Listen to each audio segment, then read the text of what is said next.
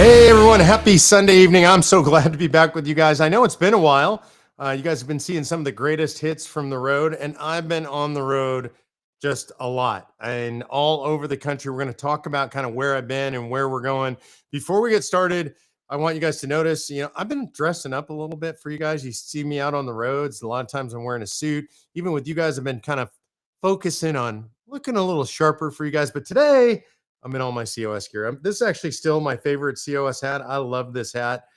Probably one of my favorite all-time COS shirts. I will not comply. And we have a big announcement. We have relaunched the COS store.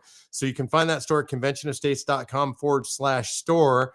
And it looks really cool. We got a bunch of cool new gear, more coming. Special for you guys tonight. If you use the code COS15, you're going to get 15% off your order. So if you like the hat, if you like the shirts, if you like the gear, support Convention Estates. And by the way, I just want to tell you, we keep it as cheap as we can. There's a comment I want to address. We get a lot of comments about how come all your stuff isn't made in the US? And the answer is we do everything we can. And we let you know if you want made in the US stuff. We've got a bunch of that on there. Sometimes we just can't find certain things made in the US, or the price point's so high that when we do it, everybody complains and nobody buys the stuff. So, we're trying to do the balance.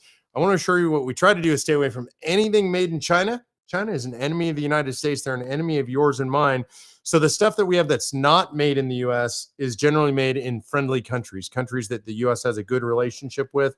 That's important. So we're doing the best we can to balance all that stuff for you, keep the prices reasonable, give you the goods you want, give you a good price point on everything you want, allow you to be sporting the gear. And the reason you want to be sporting the gear is you want to be spreading the message. So it's really not, we don't make a ton of money on the store. Mainly it's to get the brand out there so you guys can talk about Convention Estates. So again, go to conventionestates.com/store, COS15. We'll talk about that at the end before we close. That'll allow you to get all the gear you want at a good discount price. All right. So what's going on? Why haven't I been live on the BattleCry the last few weeks? And the answer is travel, and more travel. I've literally been all over the country just in the last week. Of course, I'm home here in Texas. I flew out. I was in Iowa for a couple of days. There was a bunch of weather stuff going on. I had to get to Wyoming. We didn't know if that was going to be plausible, but I did. I flew to Denver. I drove to Cheyenne. I got to tell you, talk about taking a bullet for the team.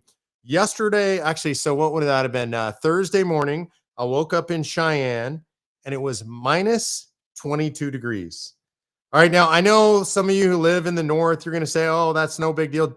I'm a Texan, man. It doesn't get to minus 22 degrees here. And with the wind chill is minus 35, I can tell you even the locals in Cheyenne were complaining. So it was cold. We're still taking it for the team. By the way, that day I couldn't bundle up in a parka and everything.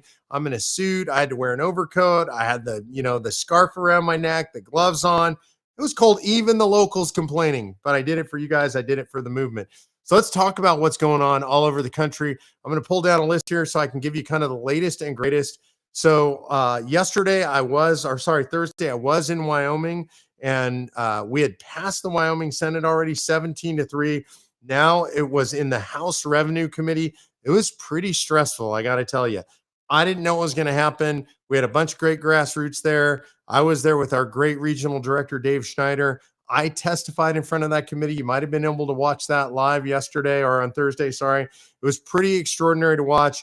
And when the votes came down, it was close, but we came out of that committee 5-4. One of our sponsors actually flipped on us and voted no. I think we're going to get her back, but man, I'll tell you, I was sweating it all the way through that hearing. Now where we're at in Wyoming, we are down to the wire. Tomorrow is the last day of session in Wyoming. And so the question is, will they get to the Convention of States resolution? We're literally one vote away from state number 20. We got the John Birch Society out there lying and smearing and saying all the usual garbage. They say they are co-conspirators now with the League of Women Voters, which is a hardcore leftist pro-abortion group.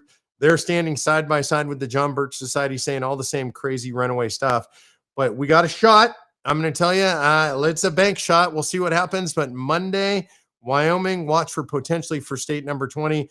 I know probably producer G has all geared up with his production reel ready to do the greatest hits from Wyoming if we can get that passed. So that's Wyoming. Earlier in the week, I was in Iowa. I was in Iowa. Rick Santorum went to Iowa. Mike Ferris went to Iowa. We're taking out all the stops. By the way, those guys have been to Wyoming also. So in Iowa, we passed the Senate subcommittee. We passed the House subcommittee. Yesterday, oh gosh, I'm getting my days wrong. Today's Sunday.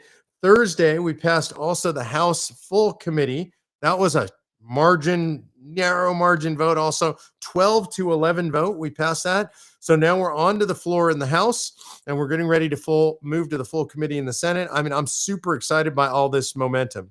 All right, New Hampshire. We had a big week in New Hampshire. Not this week, but last week we passed the House committee 13-5. We had strong, actually bipartisan support came out of that committee. It's a bipartisan committee report. We went to the House floor this week. Man, I'll tell you, New Hampshire, I love New Hampshire because it is a true citizen legislature. Over 400 members are 400 members of the New Hampshire legislature, the House. I mean, that's real representation. 3,300 people or something per district is pretty extraordinary. Hard to get a whip count. A whip count means knowing exactly what your vote's at. They call it whipping your vote. And we couldn't get it because there's just so many freshmen. It's so big. We only have so many volunteers. You can only get so many phone calls returned. And we ended up losing that vote. And it's a bummer. I always hate to lose. I don't like to lose. But we made it further in New Hampshire this year than we've ever gotten before. So I think that's really extraordinary. And so I don't like losing, but it's really a victory because we got it further than we've ever gotten before. It shows we have more work to do, more groundwork to do. Also, the margin that we lost by was outsized by the number of people who didn't vote. There are literally 50 people who didn't even cast a vote. So I think we're going to get that done. We pushed back against the myths about a runaway convention. We debunked a bunch of that stuff. The committee report actually did that. So I was super excited about that. I'm going to move to North Carolina. I expect in North Carolina that our bill is going to be introduced any day in the House by Representative Dennis Riddell. He's one of our incredible champions. He's been with us since the very beginning. House leadership says they're going to do everything they can to pass it. They did pass it last year. The problem we had last year was a little bit of recalcitrance in the Senate leadership. The Convention of States Volunteers in North Carolina were highly, highly engaged in the elections in the midterm. They were very helpful. They actually helped the Senate to get a supermajority, one seat away from a supermajority in the House.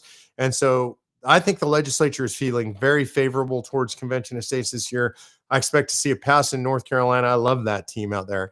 In Idaho, I was out a couple of weeks ago in Idaho. I was there with Senator Rick Santorum. We were warmly received. And when I say that, that's kind of a shock for me because generally in Idaho, I feel like I go there and I get kicked in the teeth by a bunch of people. John Birch Society is there again. You know, as Mark Levin says, the entire John Birch Society could fit in one of those old-fashioned phone booths. If you're young, you might not remember what those look like, but you know, us oldsters, and when we were out on the road, we used to make calls from phone booths.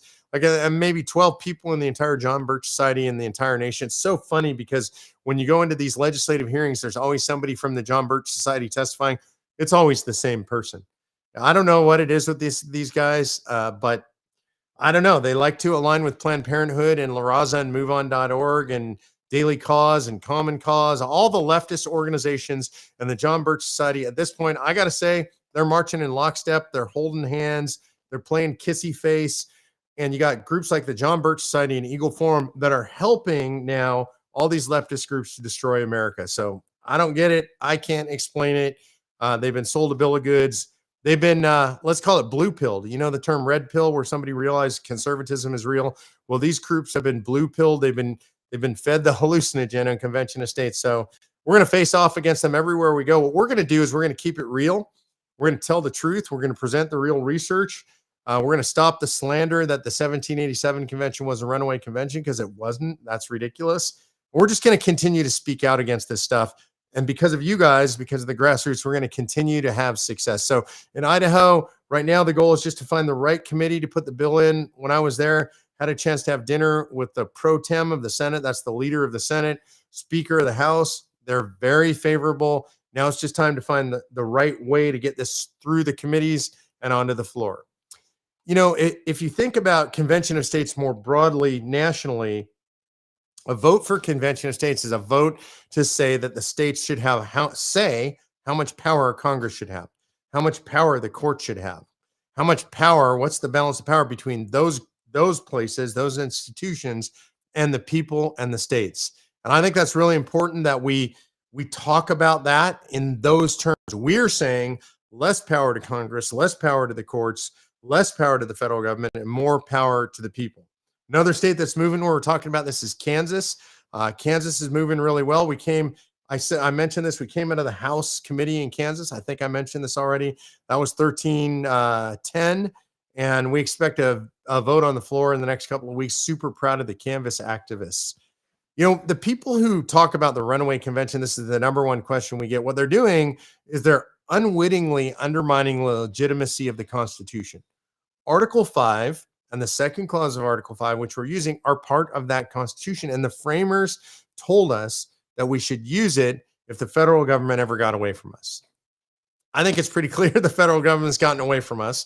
I know you believe that. I know all the grassroots out there that believe that. In fact, I know the people who oppose us even believe it. And they have no argument really of what they're going to do. When you ask our opponents what they think we ought to do, what they will tell you is, oh, we need to elect better people. And my response to that is, how's that working for you? How's that worked for you for, say, the last 100 years? The definition of insanity, you've heard this. It's a cliche. Doing the same thing over and over and expecting a different result. Doesn't matter who you elect.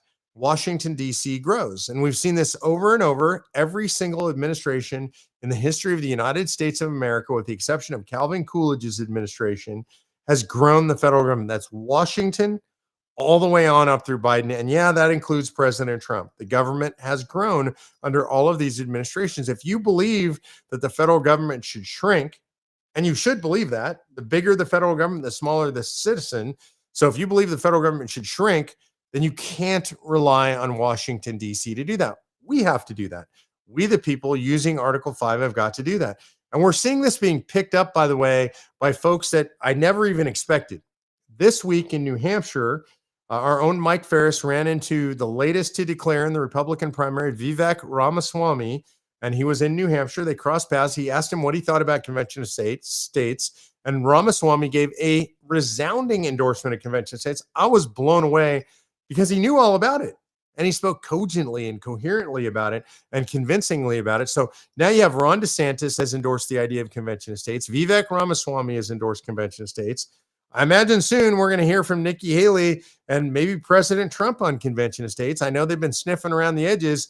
I think you're going to hear from all the candidates. I think they're going to have to say what they think about the idea of calling a Convention of States. And that puts you right where you want to be, which is in the driver's seat. See, because the country is at stake right now. It's definitely coming apart. And the question is, what do we do about it? I heard Marjorie Taylor Greene last week tweeted about we need a national divorce. And with all due respect to Marjorie Taylor Greene, and in a lot of ways, I'm a fan of hers. I don't always like what she says, but a lot of things she says I agree with. She's crazy about this. You can't divide this country between red and blue states. I come from California originally, and I appreciate your sympathy. You can send the sympathy cards to me.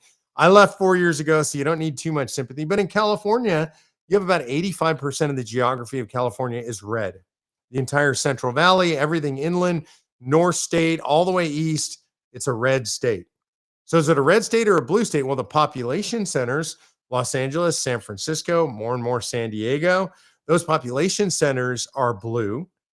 But so is that a blue state or a red state? And what do? Do you make that a blue state and everybody who is conservative leaves, all the farmers leave? I mean, what's going to happen to the country? How about Texas? Texas, we think of traditionally as a red state. But in my own state of Texas, I live just outside of Austin. Austin's blue. Dallas is blue. Houston's blue. San Antonio's blue. El Paso's blue. So all these cities are blue, big population centers. Luckily, we have the majority of the population is across the rest of the state. So a red state. So what do? Are we a blue state or a red state? How would you divide the country? There's no dividing line. It's not the Mason-Dixon line anymore. There's no north-south. There's no east-west because the populations are so diversified. So the real solution to the country coming apart in a, in a nonviolent, coherent way that still allows us to stand against the existential threats in the world, like China, for example, or the Islamo-fascists or the narco-terrorists on our border, is federalism. It's to say there's a very few things we're going to do together, and everything else we leave to the people in the states. It's to have a convention of states, take the power away from the federal government, and go back to the people. Give the power back to the people. See, federalism is a system specifically designed for people who don't really like each other, don't really trust each other, carry different ideologies, different cultures, different regional cultures, different state cultures. Federalism makes all that work. And the framers of the Constitution knew that. And what we're trying to do in Convention of States is go back to something resembling federalism. We've largely lost that today. Most of the power resides in Washington, D.C. That's not a federalist form of government. It's not really a representative, a constitutional republic, or a representative democracy any longer. And so the problem is we need to get back to our constitutional roots, back to our constitutional republic. And we need to stay together because there are existential threats in the world, and only a unified United States is strong enough to face off against a country like China. We've got to do it. The states have got to take their power back, and the way to do that is by calling a convention of states. So that's what we're going to do. It's what we're doing. It's what I do every day. It's what you're doing. It's why you're involved. If you haven't gotten involved yet, you need to get involved. And it's not enough to listen and to watch. I appreciate that. I hear from you guys all the time, and it makes me feel great to know that you're watching and you're listening. But the main thing is I need to know you're participating. So you go to conventionofstates.com and you click on the petition. You make sure you've signed that petition. If you've already done that, go to the Take Action tab. And I'm going to challenge you, if you haven't done that before, if you're a fan of Convention of States and a supporter, but you haven't clicked on the Take Action tab, now's the time. Take action, volunteer, and decide what you want to do for us. An hour a week, 2 hours, 5 hours. We got volunteers doing 40 hours. If you're bored, you're tired, and you're sitting around, we got plenty for you to do. Get involved with your state leadership team. Become part of the solution. Don't just cry about the problem. So that's the Take Action tab at conventionofstates.com.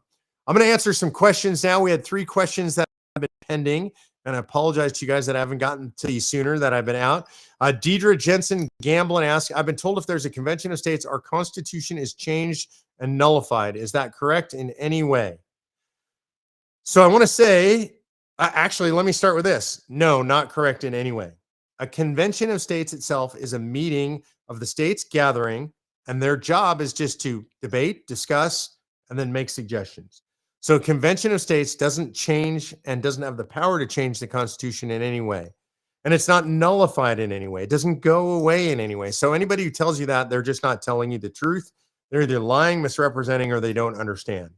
Now, the goal of a Convention of States is to propose amendments, to make suggestions, to limit the scope and power of the federal government, to impose term limits on Congress and federal officials, and to impose fiscal restraints like a balanced budget amendment or tax and spending caps on the federal government. That's the goal. So at convention, the delegates will debate and can propose amendments that do any of those things. And then those amendments are required to go out to the 38 states for ratification. It takes 34 states to call a convention, 38 states to ratify anything that comes out of convention. And so what that means is nothing can be changed, nothing can be nullified by a convention. But if 38 states ratify a suggestion that comes out of convention, then the Constitution of the United States can have some new amendments which help rein in federal tyranny. Vicky James Woods asks, maybe it's Vicky and James. I don't know. Maybe your middle name is James, Vicky. I've never heard that before. But Vicky James Woods says, how many states do you have? So far, I would say we have 19 and a half. We've got 19 states in the bucket. We've got Wyoming halfway there. Hopefully next Monday, that would be state number 20. William Porch asks, why is it taking so long for the states to join? I don't know, William. You should ask them that question. Now, the real answer is the founders intended this to take a long time and to be difficult. They didn't want the Constitution to be easy to change. They wanted it to take a long time and require a national consensus. See, when you get amendments to the Constitution, they're what I call capstones. So if you picture sort of as a culture, as a country, we build consensus around an issue. Picture that like a pillar of stone that we're building up, stone by stone by stone. And once we agree, enough of us agree, you get 34 states to call, 38 states to ratify. You put the capstone of the amendment on the pillar, that becomes part of the Constitution. So it's taking too long, if you ask me, because this is what I do every day of my life, and I'd like it to be faster. We can make it faster by you getting engaged and you getting involved, because you're going to make the change. And one last thing I want to say, from being out on the road the last few weeks and being face-to-face with so many of you, I get a lot of comments about doing this, about the Facebook Live, about the BattleCry, about media appearances. The best comment that I got on this entire trip, and I heard it from a few people, is that they feel like they know me from doing this. I'll tell you what, I'm not looking at you face to face, but I feel like I know you. And the reason I say that is I've met so many of you when I'm out in the field. I've talked to so many of you face to face. I've had dinner with you guys or lunch with you guys or hung out in a legislature with you guys. I've heard stories about your families or your work lives or your kids. And what's most important to me is to know you guys. And so the best compliment I could get is not, I did a great job on an interview or my testimony was great or anything like that. It's that people say it seems like when we see you on Facebook Live or when we see you on TV, like it's really you.